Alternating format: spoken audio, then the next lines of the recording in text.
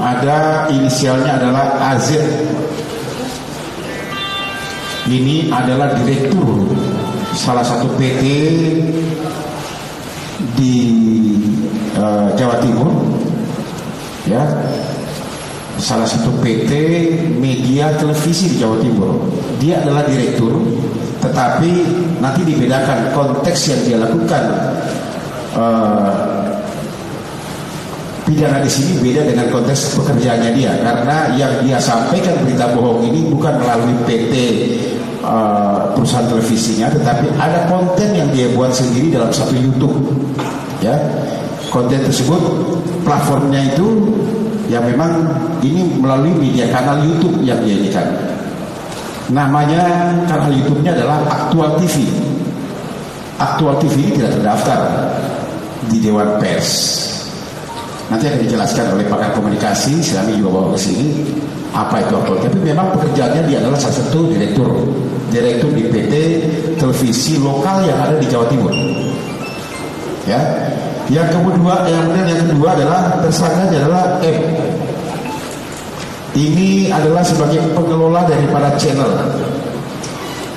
yang melakukan editing, mengupload dan konten kreator daripada Aktual TV ini. Ya, dia inisialnya M. Kalau saudara AZ sendiri ini, dia adalah pemilik dari channel Aktual TV ini.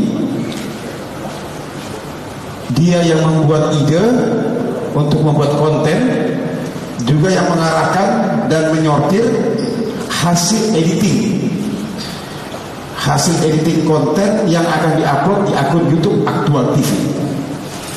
Nah, apa nanti yang di konten-kontennya nanti akan kita jelaskan semuanya. Kemudian yang ketiga adalah saudara AF. Ini AF ini tersangka 3, dia sebagai pengisi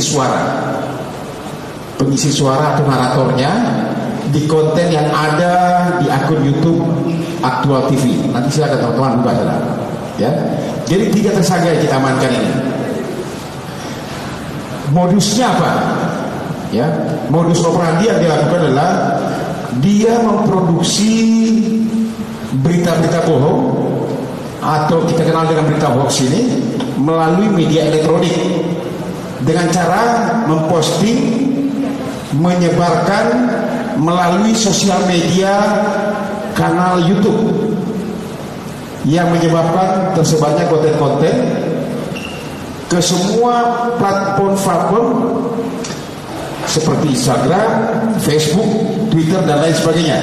Nah, kemudian dari konten hoax ini yang diproduksi dan diambil dan disebarkan atau disebarluaskan oleh akun-akun lainnya sehingga menyebabkan kegaduhan yang dapat memecah belah persatuan bangsa, juga bernuansa sara, kemudian menggunakan atribut-atribut agama di sini yang dapat mengganggu juga sinergitas dari polisi seperti yang saya sampaikan tadi.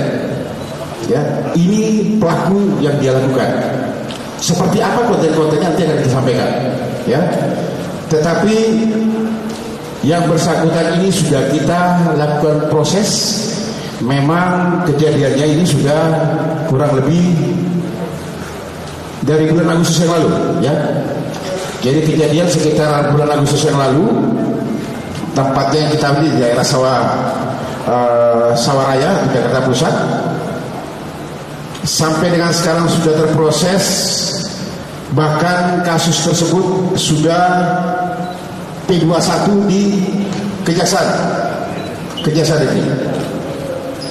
Ya, Kejaksaan Negeri Jakarta Pusat sudah P21. Nanti sedang kita siapkan untuk tahap kedua penyerahan tersangka dan berkas perkara kepada jaksa penuntut umum. Ya, jadi sekali lagi 3 orang tersangka sudah kita lakukan pemrosesan. Saya sudah sampaikan tadi perannya seperti apa. Nanti akan dijelaskan oleh Pak Kapolres konten-konten seperti apa yang mereka membuat gaduh masyarakat, bisa membuat sinergitas antara TNI Polri bisa terganggu, menyampaikan berita-berita bohong kepada masyarakat. Nah, ini nanti akan dijelaskan. Tetapi yang bersangkutan ini kita jerat, kita persangkakan di Undang-Undang ITE, ya, Undang-Undang RI nomor 19 tahun 2016 atau perubahan Undang-Undang RI nomor 11 tahun 2006 tentang ITE. Ini di pasal 14 ayat 1, kemudian ayat 2, juga Undang-Undang tentang hukum pidana di pasal 28, ya, dengan ancamannya adalah 10 tahun penjara. Mas Polri, bahwa ada konten-konten berpotensi menimbulkan perpecahan, gangguan keamanan dan lain sebagainya. Kemudian kami adakan penyelidikan. Ternyata ini rekan-rekan yang harus menjadi catatan. Ini merupakan modus operandi baru dan fenomena baru. Yang bersangkutan ini membuat akun yang diperoleh dari jual beli akun. Silakan dilanjutkan saja. Jual beli akun dari berbagai pihak.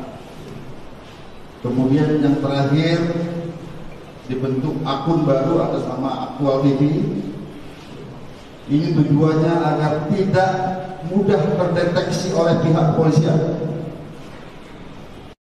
Kita akhirnya bisa mendeteksi siapa pelaku-pelaku. Kemudian kami adakan penangkapan saat itu mulai dari pemeriksaan dan penangkapan mulai dari Jawa Tengah dan terakhir di Jawa Timur. Kami dapatkan 3 orang tersangka dengan peranan masing-masing. Ada yang sebagai pembuat konten, mengarahkan dan menyortir hasil editing konten yang akan diupload di dalam akun YouTube Aktual TV. Kemudian ada yang bertugas sebagai pengelola channel, meliputi editing, uploader, dan konten kreator. Dan yang terakhir ada sebagai pengisi suara.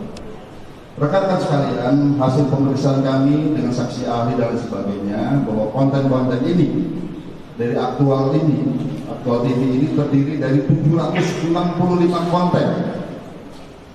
Yang sebagian besar ini berisikan tentang konten-konten provokatif yang bisa memecah belah persatuan bangsa, menimbulkan keonaran, sehingga konstruksi utama pasal yang kami terapkan dalam kasus ini adalah pasal 14 ayat 1 dan 14 ayat 2 Undang-Undang nomor 1 tahun 1946, di mana berita bohong tersebut bisa menimbulkan keonaran. Yang cukup memprihatinkan rekan-rekan sekalian, dari hasil pemeriksaan kami, mereka ternyata mengupload konten-konten provokatif ini dengan tujuan materi. Dalam kurun waktu 8 bulan, mereka mendapatkan AdSense YouTube itu kurang lebih 1,8 sampai 2 miliar. Artinya kalau dulu kita kenal ada namanya politik divide et impera, adu domba. Ini adalah adu domba di era digital. Mengadu domba menimbulkan kegaduhan, keonaran, mengganggu keamanan, tapi dalam rangka keuntungan pribadi. Ini yang menjadi catatan keprihatinan kita bersama. Kita bisa melihat bahwa di sini dari 725 konten ini, nanti rekan-rekan bisa melihat Aktual TV itu sudah kita set akunnya, namun bisa tetap kita lihat. Dan ternyata dari Aktual TV ini kemudian disebarkan lagi ke akun-akun lain, bahkan tersebar di platform media sosial yang lain, di-download, disebar ke WhatsApp, WA, sehingga Twitter dan sebagainya, sehingga ini semakin viral, sehingga ini sangat berbahaya apabila ini diterima oleh masyarakat dengan tingkat literasi digital yang rendah. Maksud kami begini, kalau rekan-rekan nanti melihat konten YouTube Aktual TV, kalau kita paham, tidak akan percaya. Tapi tidak bagi masyarakat yang tingkat literasi digitalnya rendah, yang tidak mensortir, menganggap ini merupakan suatu kebenaran, dan implikasinya apa rekan-rekan? Ini berpotensi menimbulkan kegaduhan, apa yang sekarang dikenal dengan istilah kejahatan berimplikasi kontingensi, tanpa bisa perkirakan, diprediksi, tiba-tiba terjadi konflik. Sebagai contoh, dulu terjadi di Malang, Jawa Timur terkait dengan isu SARA, ternyata terjadi keributan di Papua yang sedemikian luar biasa sehingga harus di-ban internet saat itu. Nah, ini berpotensi seperti itu. Kemudian rekan-rekan sekalian, yang perlu kami sampaikan juga, ternyata ini bukan akun satu-satunya, masih ada akun-akun yang lain yang masih dalam proses penyelidikan. Kami berkoordinasi juga, ada tim juga dari Polda Metro Jaya dan Baris Krim Polri. Ada akun-akun lain yang juga hampir sama seperti ini. Oleh karenanya rekan-rekan sekalian, pada saat rilis ini sebenarnya merupakan suatu edukasi dan pemahaman buat kita semua bahwa ternyata ada fenomena seperti ini. Ada adu domba melalui akun YouTube dan lain sebagainya, tapi dengan tujuan materi. Kemudian rekan-rekan sekalian, dengan pengungkapan ini tentunya kita ingin menciptakan yang dikenal dengan istilah deterrent effect. Efek jerah baik bagi pelaku maupun masyarakat secara luas agar tidak melakukan modus seperti ini. Dari pihak kepolisian, dari Polres, Polda maupun Baris Krim Polri ini bersinergis untuk mencari akun-akun seperti ini yang bisa memecah belah bangsa. Kemudian bisa kita lihat juga apa konten-kontennya di sini, itu terdiri dari fitnah, kemudian adu domba antara TNI dan Polri. Apa bisa ditampilkan? Kemudian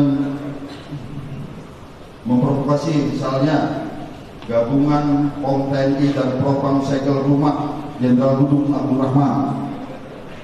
Kemudian Purnawalan TNI turun gunung, kerahkan prajurit kepung Mabes Polri. Kemudian geram Pangkostrat pasukan Cakra tidak terima, intinya ingin mengadu domba TNI Polri. Ya. Kemudian ada juga di sini biadab. Ternyata si kembar ini, dalam hal ini gambarnya ini ada bisa dilihat Irjen Dudung dan Irjen Fadil Imron sebagai otot